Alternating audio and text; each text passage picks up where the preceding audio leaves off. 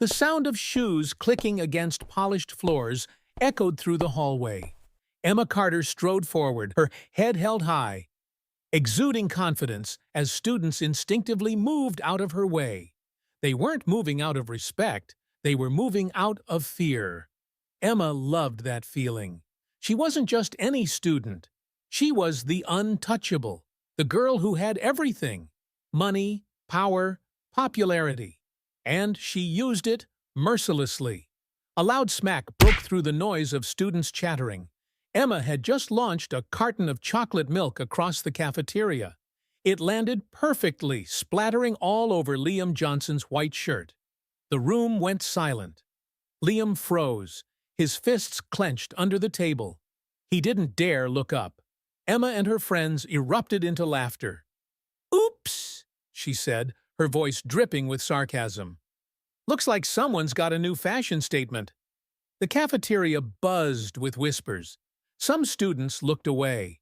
Some laughed along, just to stay on her good side. But no one stood up to her. Liam bit his lip. He wanted to fight back, wanted to say something, but what was the point? No one would listen. Emma Carter always got away with it. Or so she thought. Little did she know this would be the last day she ruled this school. That night, Emma Carter sat in her luxurious bedroom, scrolling through social media. Hundreds of likes and comments flooded her latest post, a video of her humiliating Liam Johnson. "You're the queen of the school, Emma," one comment read. "Liam should thank you for giving him attention," another one joked. Emma smirked. This was power. Then her phone buzzed. It was an unknown number. She ignored it. Seconds later, another call, and another, and another. Irritated, she finally picked up. "Hello?" she snapped. There was silence, then a voice, calm, serious, and unshaken. "Miss Carter, you are required to report to the principal's office first thing in the morning. Do not be late." Click. The line went dead. Emma sat there, blinking at the screen. Her heart skipped a beat. The next morning, Emma walked into the principal's office, her confidence intact. Her parents were already there, sitting across from Principal Anderson, who wore a stone-cold expression. Her father gave her a reassuring nod. "Don't worry, sweetheart. We'll handle this." Emma grinned. She was untouchable. Principal Anderson folded her hands together, her gaze unreadable. "Emma Carter," she said slowly, "as of today, you are officially expelled from this institution." Silence. Emma's smirk vanished. Her stomach dropped. "What?" Her mother's voice cut through the air. "You cannot be serious." "I assure you, Mrs. Carter, I am very serious," Principal Anderson said. "Emma's behavior has crossed the line. Physical harassment, humiliation, abuse. We do not tolerate this." Emma felt her chest tighten. This wasn't supposed to happen. They were supposed to warn her, not expel her. Her father leaned forward, his voice laced with authority. "I think you're overreacting, Principal Anderson. We donate thousands to this school. Let's be reasonable here." "Oh, I am being reasonable," Principal Anderson replied coolly. Emma looked between them. This had to be a bluff. Her father sighed and turned to her. "Go wait in the car, Emma," he said smoothly. "Let the adults talk." Relief flooded her. Of course, her parents would fix this. She flipped her hair, flashed a confident smile, and walked out the door. The next day, Emma woke up like nothing had happened. Her father had assured her she'd be back in school today. As they pulled up to the entrance, she was already planning her grand return. "Oh, they're going to miss me so much," she giggled. But the moment she stepped out of the car, she froze. Something was wrong. Principal Anderson was standing at the entrance. She was waiting for her. And beside her, a trash bag and a trash can. Emma's heart pounded. "What's going on?" She turned to her father. "Why is she looking at me like that?" Her father remained silent. Principal Anderson took a step forward. "Emma Carter," she said, "your school assignment for the next 30 days has changed." Emma's breath hitched. "What are you talking about?" The principal handed her the trash bag. "Starting today, your job is to clean this school. Every hallway, every classroom, every cafeteria table. You will pick up every piece of trash left behind." Emma gaped at her. This had to be a joke. "I'm not doing that," she shrieked. "You can't make me." Her father finally spoke, but not to defend her. "Actually, Emma," he said calmly, "this was my idea." Emma's entire world shattered. She looked at her parents, betrayal burning in her eyes. "You can't be serious. You're making me clean? Like some janitor?" Her mother's voice was firm.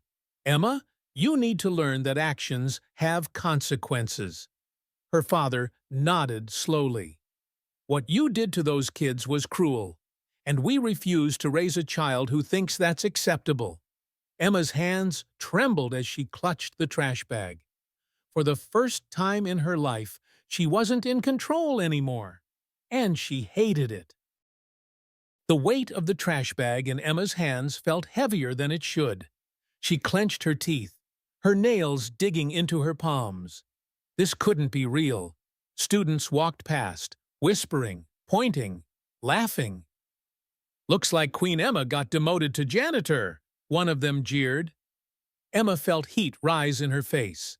Her father handed her a pair of rubber gloves. "You'll be doing this for a month," he said firmly, "and I expect you to do it well." Emma's stomach twisted. She turned to her mother, searching for sympathy, but her mother only crossed her arms. "The sooner you start, the sooner you finish." Emma's hands shook as she bent down, picking up an old sandwich wrapper from the ground. Laughter erupted around her. This was worse than expulsion. The smell of garbage and cafeteria leftovers clung to Emma as she dragged her trash bag through the hallways. Then she saw him, Liam Johnson, the boy she had humiliated countless times. He stood near the lockers, watching her silently. Emma's chest tightened. For years, she had made his life a nightmare.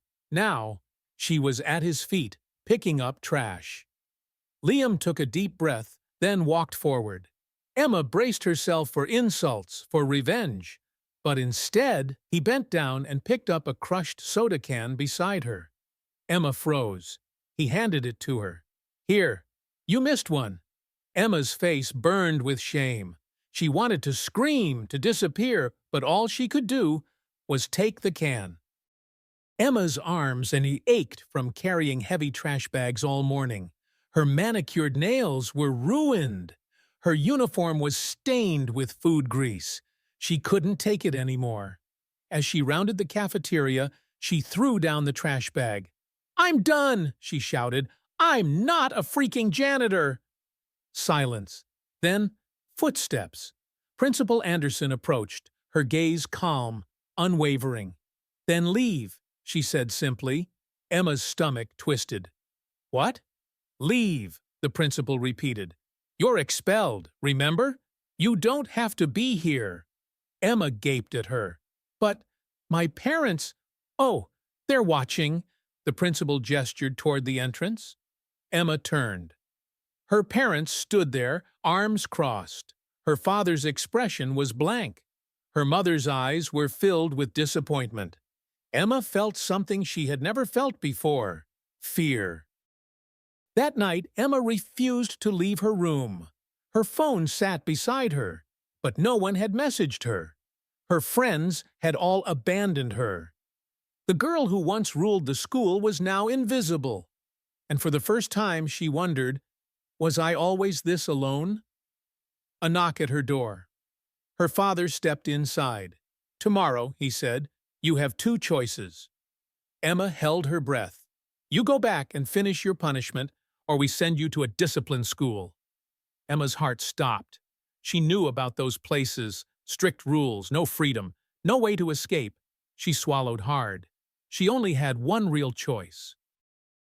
The next morning, Emma walked into the school with her head down. This time, she didn't argue. She didn't complain. She just got to work. Students still whispered, still laughed. But now, Emma didn't react. She picked up the trash. She wiped the tables. She even helped the janitor. And slowly, something shifted. People stopped laughing. Some even nodded at her. Liam Johnson walked by. He didn't say anything. But this time, he smiled. Emma's chest tightened. For the first time, she felt something new. Something she had never understood before. Respect. On the 30th day, Emma stood in front of the principal's office, waiting for the final verdict. She had done it. She had survived. Principal Anderson studied her carefully. "Emma," she said, "what have you learned?" Emma hesitated. Then she spoke softly. That respect isn't something you take. It's something you earn." The principal nodded. "Good. Then consider your punishment complete." Emma's heart lifted. She had made it. She turned to leave, relief flooding her chest. But just as she reached the door, one more thing. Emma froze. The principal handed her a folder. Emma opened it, and her stomach dropped. Inside was a formal transfer request. "What is this?" she whispered. Principal Anderson folded her hands together. "Your parents and I agreed. You may have changed, Emma, but you can't erase what you did here. The students you hurt deserve to heal without fear." Emma's throat tightened. She was never coming back here. She wasn't Queen Emma anymore. She was just Emma. And for the first time in her life, she didn't know who that was.